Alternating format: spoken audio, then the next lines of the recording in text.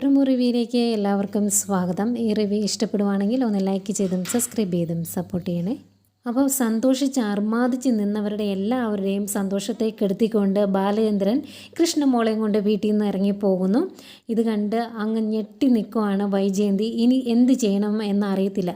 വീട്ടിലുണ്ടെങ്കിൽ ഒന്ന് ഗുസ്തി പിടിക്കുകയോ വഴക്കുണ്ടാക്കുകയോ ഒക്കെ ചെയ്യാം. വീട്ടിൽ നിന്ന് ഇറങ്ങിപ്പോയി കഴിഞ്ഞാൽ എന്ത് ചെയ്യും? ഏതായാലും പുറകെ അന്വേഷിക്കാനായിട്ട് വിടുന്നുണ്ട് രോഹിത്തിനെ ഹരിയും എങ്ങോട്ടാണ് പോയത് എന്നറിയാൻ വേണ്ടി.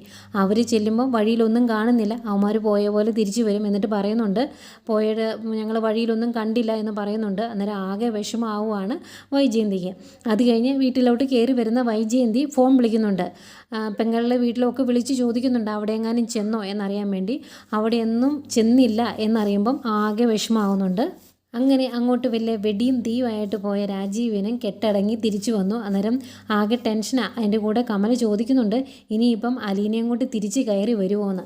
അന്നേരമാണ് ആകെപ്പാടെ ഒന്ന് ചിന്തിക്കുന്നത് രാജീവ്. ഇനി അഹങ്കാരമൊക്കെ ഒന്ന് കുറഞ്ഞ് ഒന്ന് ഒതുങ്ങിയല്ലോ. ഇനിയിപ്പം വേണമെങ്കിൽ ഗംഗാധരനെയൊക്കെ ഒന്ന് വിളിച്ച് ചോദിക്കും എന്തായിരുന്നു പ്രശ്നം, അന്ന് എങ്ങനെയാണ് ഇവിടെ വന്നിട്ട് എന്താണ് അറിഞ്ഞതെന്നൊക്കെ വിളിച്ച് ചോദിക്കുമായിരിക്കും. ഈ സമയം ബാലചന്ദ്രൻ വണ്ടി ഭയങ്കര സ്പീഡിലാണ് ഓടിക്കുന്നത്. അന്നേരം വണ്ടിയിലിരുന്ന് കൃഷ്ണമോളി ചോദിക്കുന്നുണ്ട് ഇതെങ്ങോട്ട് പോകുമോ, എവിടെയെങ്കിലും ഇടിച്ച് കൊണ്ട് നിർത്തുമോ, ഇടിച്ച് കയറ്റുമോ എന്നൊക്കെ ചോദിക്കുന്നുണ്ട്. ഏതായാലും നേരെ കൊണ്ടുപോയി വണ്ടി നിർത്തുന്നത് ബസ് സ്റ്റോപ്പിലാണ്. അലീനെ അന്വേഷിച്ചാണ് ബാലചന്ദ്രൻ പോയത്. അലീന ബസ് സ്റ്റോപ്പിൽ നിൽക്കുന്നത് കാണുമ്പം ബാലചന്ദ്രൻ അവിടെ ഇറങ്ങും. എന്നിട്ട് വണ്ടിയിൽ കയറാൻ പറയും. അലീനയ്ക്ക് അന്നേരം മടിയാട്ടോ വണ്ടിയിലോട്ട് കയറാനൊക്കെ. പക്ഷേ ബാലചന്ദ്രൻ തന്നെ അലീനയുടെ ആ ബാഗും സാധനങ്ങളും എല്ലാം വണ്ടിയിലെടുത്ത് വെക്കുവാണ്. പിന്നെ വേറെ നിവൃത്തിയില്ലാത്തതുകൊണ്ട് അലീനയും വണ്ടിയിലോട്ട് കയറുന്നുണ്ട്. അത് കഴിഞ്ഞ് അവരൊരു വീട്ടിലോട്ട് ചെല്ലുക കേട്ടോ.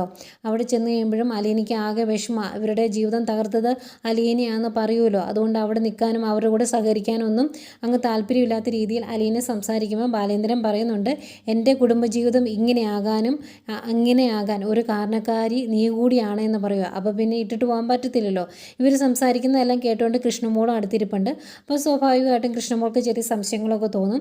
അതുകൊണ്ട് കൃഷ്ണമോളാണെന്ന് തോന്നുന്നു ഈ സത്യം ആദ്യമായിട്ട് മക്കളിൽ അറിയുന്നത്. ഏതായാലും ബാലേന്ദ്രൻ വീട്ടിലോട്ട് തിരിച്ചു വന്നിട്ടില്ല. എവിടെയാണെന്ന് അറിയില്ല. ആകെ വിഷമത്തോടെ വൈജയന്തി അഹങ്കാരമൊക്കെ കുറച്ച് മുത്തശ്ശിയുടെ റൂമിൽ ചെന്ന് ആകെ സങ്കടമൊക്കെ പറയുന്നുണ്ട്. അന്നേരം മുത്തശ്ശി പറയുന്നുണ്ട് അവൻ നേരത്തെ ഒരു വാക്ക് പറഞ്ഞായിരുന്നു അലീനെ ഇവിടുന്ന് ഇറക്കിയിട്ടുണ്ടെങ്കിൽ ആ നിമിഷം അവൻ ഈ വീട്ടിൽ നിന്ന് ഇറങ്ങുമെന്ന് നിന്നോട് പറഞ്ഞതല്ലായിരുന്നു എന്ന് ചോദിക്കുന്നുണ്ട്. എന്നിട്ട് അതിൻ്റെ കൂടെ ചോദിക്കുവാണ് ഇനി ബാലേന്ദ്രൻ ഇങ്ങോട്ട് തിരിച്ചു വന്നില്ലെങ്കിൽ നീ എന്ത് ചെയ്യുമെന്ന്. ഇതോടെ കേൾക്കുന്ന വൈജയന്തി ആകെ തകർന്നു പോകുന്നു. ആകെ വിഷമിച്ച് സങ്കടപ്പെട്ട് ഫ്രണ്ടിൽ പോയി ഇങ്ങനെ കരഞ്ഞുകൊണ്ടിരിക്കുകയാണ് വൈജയന്തി. ബാലേന്ദ്രന് ഹാർട്ട് അറ്റാക്ക് വന്ന് ഹോസ്പിറ്റലിൽ കിടന്നപ്പോൾ പോലും വൈജയന്തി ഇതുപോലെ സങ്കടപ്പെട്ടിട്ടില്ല. ഇതൊക്കെയാണ് പ്രമോ ആയിട്ട് കാണിച്ചത്.